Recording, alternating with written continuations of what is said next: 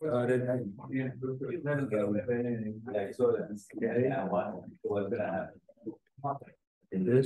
7 years. This. Oh, well, there is a position. I already signed that. Oh. This is the one. Will start a program. In America. Parsha Shiur Dec Wein Parsha Shiur. Over here, the television, we can use, they'll take you in, we'll give you scholarships, you want to skip it, you ahead of the game. Why you know? Wow. Heard why you coach the missions. They do accommodate as many needs for whatever. So with him, All right. You should unplug your. Yeah, I'm plugging. Yeah, put that on there. Yeah. Okay. Got a hammer on it? Okay. You have a hammer?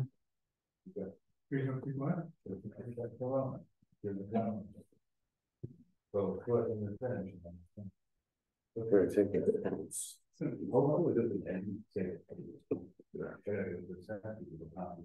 Recording. Okay. It's already time to go. All right. Yeah, yeah, we're. Boker Tov, Hanukkah Sameach. Very good Erev Shabbat. This week's Parsha Vayeshev, which is the Parsha that begins the narrative of Yosef and his brothers, and which will end with the death of Yaakov Avinu and of all of the family and the Jewish people going to Egypt and becoming slaves there, is a very strange parsha, because we are talking about the greatest people that the Jewish people ever had. And titles, Yosef is called Yosef HaTzadik. He's not called Yosef, the teenaged troublemaker. And the brothers are called Shiftei Korah. They are God's tribes. And they're not called brothers who sold another brother into slavery. Yet, we have the famous rule that we have to abide by, and that's Eina Mikra Yotzei B'nei Pshuto. If the Torah tells us a narrative, then that is a true narrative. And all of our attempts to later pretty it up, so to speak, to make the story nicer, more acceptable to later standards, don't change the fact that the Torah recorded for us the events as they occurred. So there's a great deal of, I call it psychoanalysis that goes into this parsha that has been current ever since the parsha has been studied. What did Yosef think? What did Yaakov think? What did the brothers think? So you'll be happy to know I'm not going there.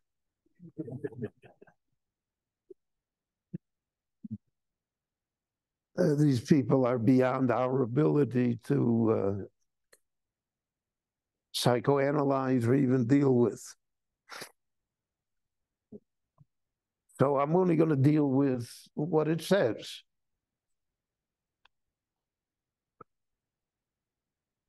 What it says is that Yosef, when he was 17 years old, Yanar is b'nei Bilhav is b'nei Zilpa Nishei Aviv. He hung around, so to speak, with the God and Asher, Dan and Naphtali, not with the sons of Leah.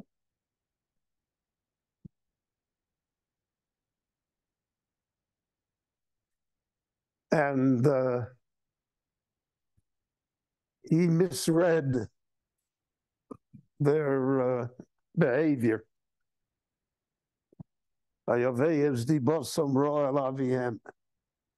He went back and he told his father that these 4 sons of his are misbehaving.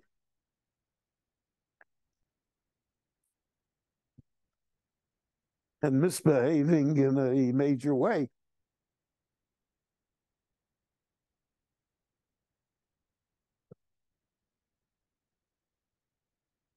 So let's look at the brothers. And more importantly, I think let's look at their names. We find a pattern.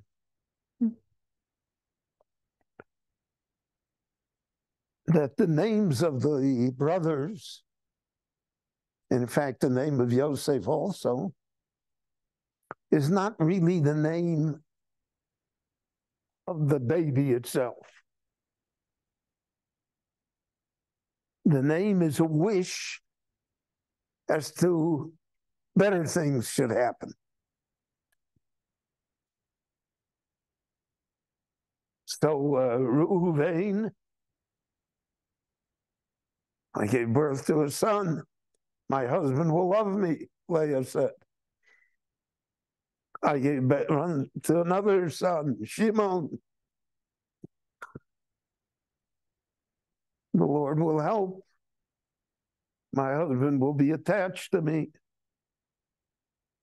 Levi, Hashem Yiloveli, the Ribbon Shalom will accompany me. My husband will accompany me. The names that are given all reflect Leah.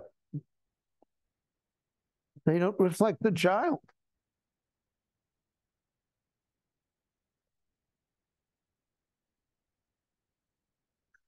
You know, there's a custom amongst Ashkenazic Jews to name children with the names of ancestors who are no longer alive. Amongst the Sephardic communities, they name even with names of relatives and ancestors who are still alive.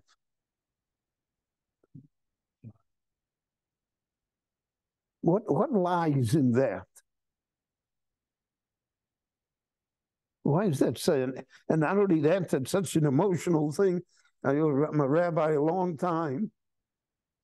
I've been at many a Brit where both sides left furious. But they don't like the name.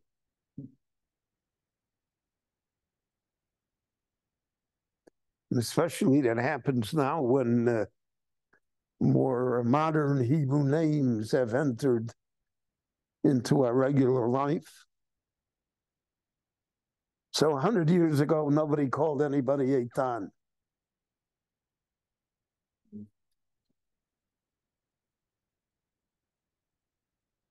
So let's say one family had a Zayda that his name was Shmaryahu. And the other family had a name, a father that was called Zvulun. And the baby that's born, the parents call him Eitan.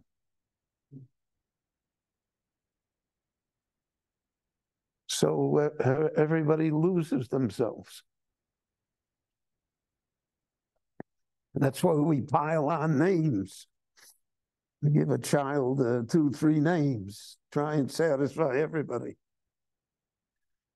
So they'll call him Eitan Shema Yahu Zvulun.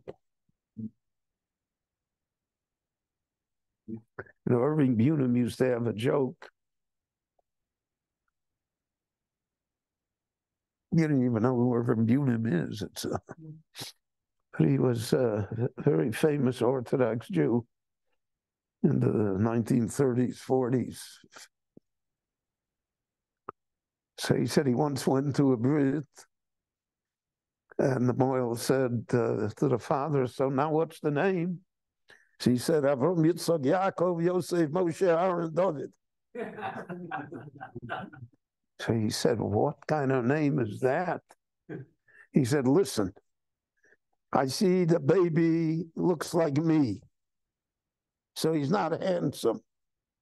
I'm a poor man, so he's not going to have money. Let him at least have a name."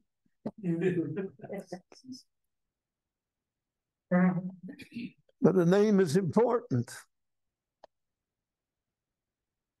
So if you have to, for instance, if you're Levi, Shimon and Levi, Achim, there's something that bothers them. Yaakov says. They're touchy people. You don't start up with them.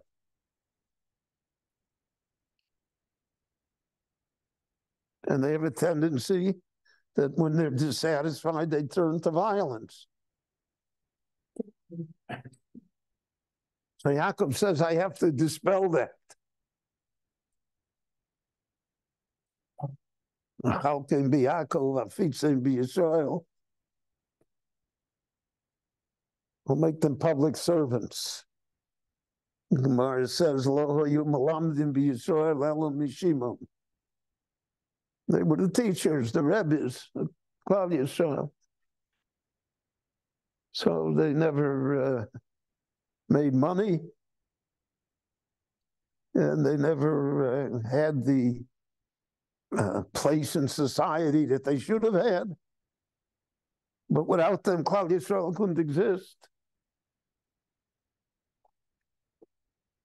The Rebbe that teaches first and second grade in the school is many times more important than any great Rosh Yeshiva that the boy will have later. And the same thing is true for the Morah and the girls. But you don't even remember those people. They don't count. They're not the Rosh Yeshiva. They're teaching second grade.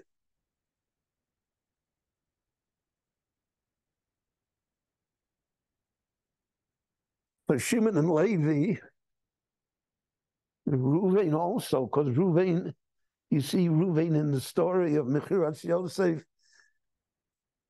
is a mixture of frustration and good, of great intentions and unfulfilled actions. And Shimon and Levi are the ringleaders. They say, Hine balachalomus alazebo. Oh, look who's coming. Spoiled brat. And he's wearing that shirt to flaunt us.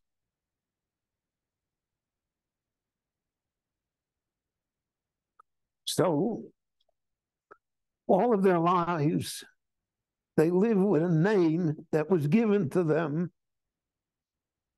but doesn't reflect them. Levi, if you love Aishi, my husband will now accompany you. That's not Levi's business. What's doing between Yaakov and Leah? It's not Shimon's concern. And then she calls Yehuda, Apam Odel Hashem, because now I got 4 children.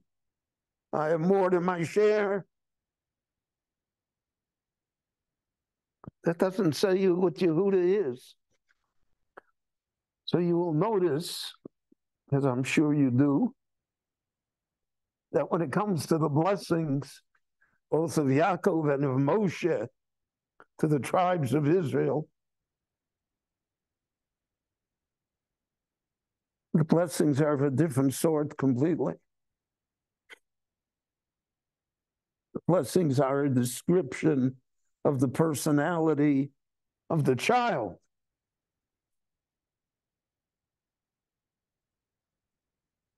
Moshe will say, L'Levi Omar Tumecha V'Urecha, you're the Urim V'Tumim, you're the Kohanim, you're Chanukah.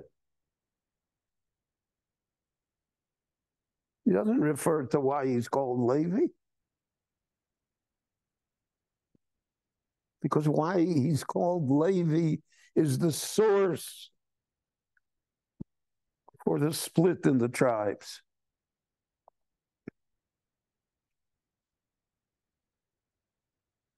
And that's a pattern throughout. Why is he called Yosef? She calls him Yosef Rochel because Yosef Hashem li ben Acher. Because I'm going to have another child. Is that the way you name a child?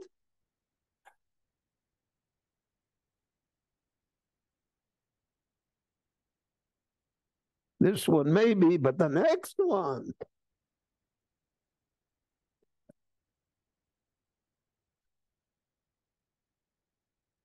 And again, in the Parsha, where she passes away in childbirth, so she called him Ben-Oni, my affliction, my sadness, the child of my death. Who wants to go through life with a name like that? Yet every time you call him, you remember the death of Rachel.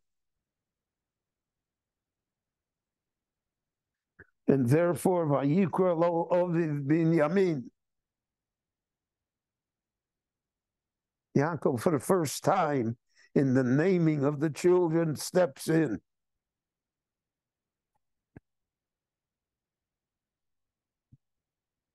Because he realizes that there's a destruction here.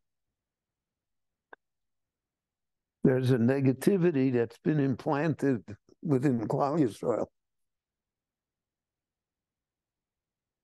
And the negativity is that this child is not enough. There's going to be another one.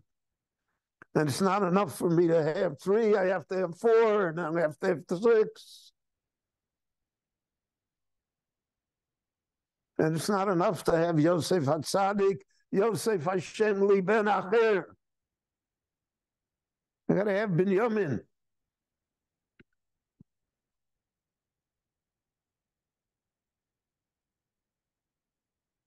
So deep within the story of Yosef and his brothers is the dissatisfaction of their mothers.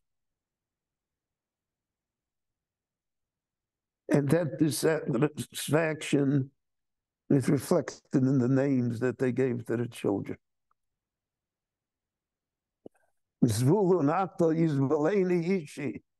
Now my husband will make his home with me. That's a name you give a child.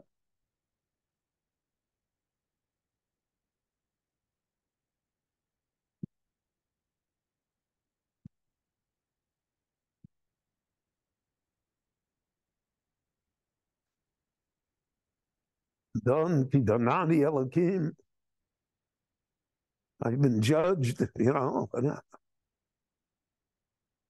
Naftuli Elokim Niftalti.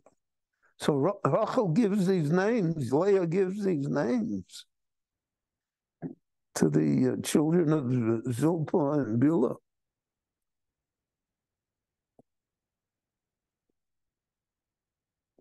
So it should not be that surprising that when Yosef grows up and he's called Yosef,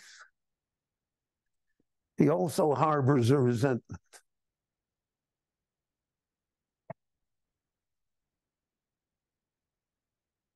Like he's not good enough. Yosef Hashem li ben acher.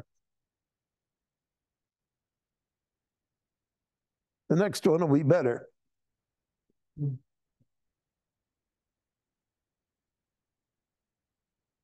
And therefore, throughout the entire story, and throughout the entire story of Klal Yisrael, the competition between Yosef and Yehuda is built into their names.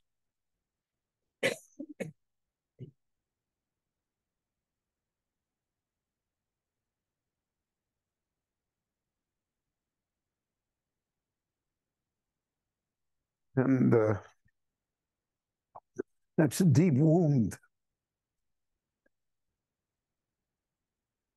over all of the millennia of our existence that has never been healed. Because I'll say all major disagreements within the Jewish world, and there have been a few, find their source in the original disagreement between Yosef and his brothers.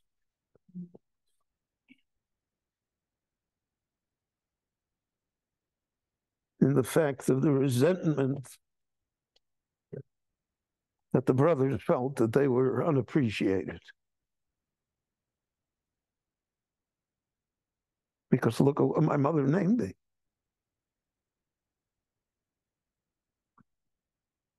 In Yiddish, especially by women, it changed. So you call the girl Shana. She feels good about herself. Yafe.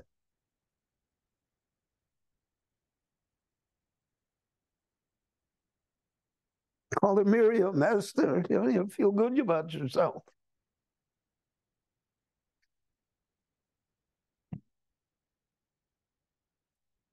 You call someone Yosef, so then you have to think it over. Well, what did my parents mean by that?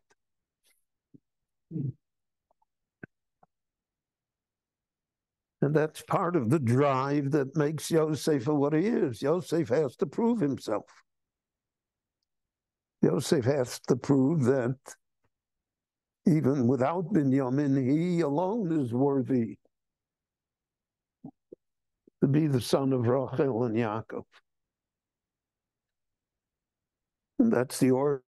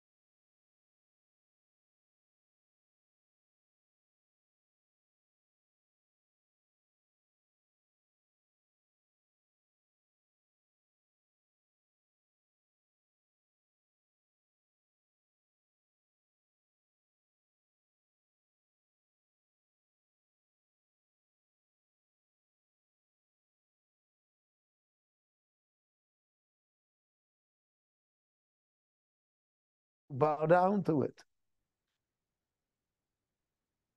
You may be stars in heaven, but you're going to bow down to me. That's a different type of dream. That's why they call it Bala Chalomos. Yaakov said, Maha Chalom hazeh asher chalamto.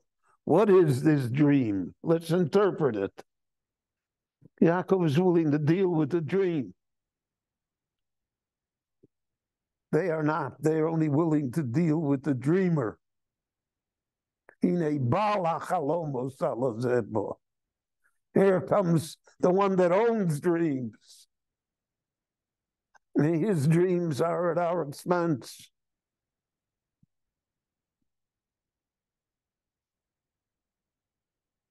And that's not fair.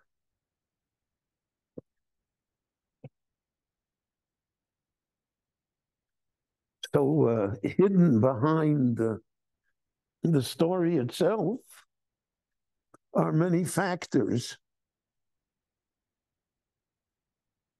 that affect how people feel.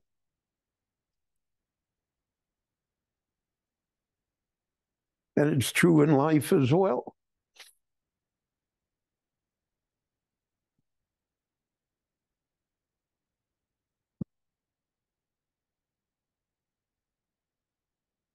So, like I know cases again that they named the child, let us say, Reuven Shimon. Okay, so Reuven was one Zeta, and Shimon was the other Zeta from the other family. So one family called him Reuven, and the other family called him Shimon. What does that say to the child?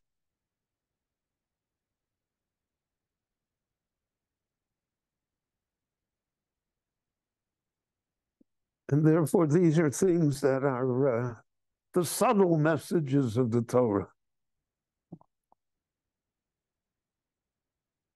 The Torah speaks in nuances to us.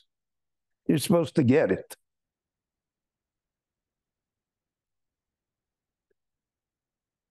Fortunately, many people don't. They put other considerations ahead of what the important consideration should be, which is the child. And therefore, out of it can come all sorts of problems. There are different customs amongst the Jewish people. So here in our shul, for instance, and I would imagine in the vast majority of synagogues in the world, a man is called to the Torah by his name and his father's name. Yamod Reuven ben Yaakov. But there are customs that are brought by the poskim that you should say Yamod Rishon, Shane Cohen, Levi, Israel, Shlishi, Revi. Don't call them up by the name. Because every name carries with it baggage.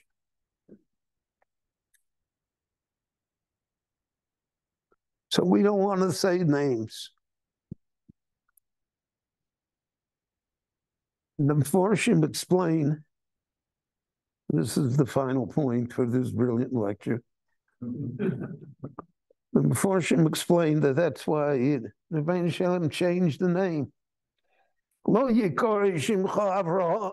You're not Avram, you're Avraham.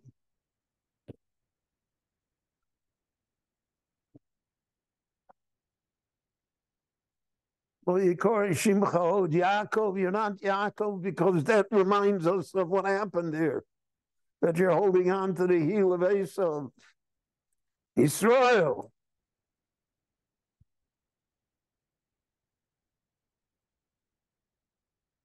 And we see in the period of the Shoftim that none of the Shoftim retained their original name.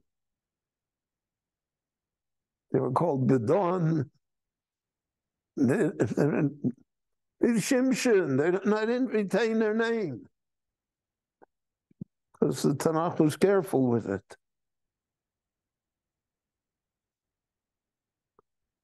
So that's one of the lessons of this week's Parsha. And it should be taken into consideration how we deal with people, how we deal with others, because you see that out of the names came the machlokas. And once the disease of the machlokas is loosed, you can't put that genie back in the bottle. Always a problem. And it's redeemed. Levi redeems himself by Chanukah because HaKohanim HaKadoshim, they were Moshe Nefesh for Klal Yisrael.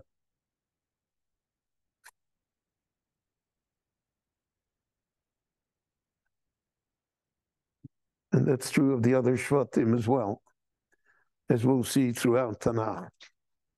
So thank you for coming, and a very happy Hanukkah. And we'll see you next week.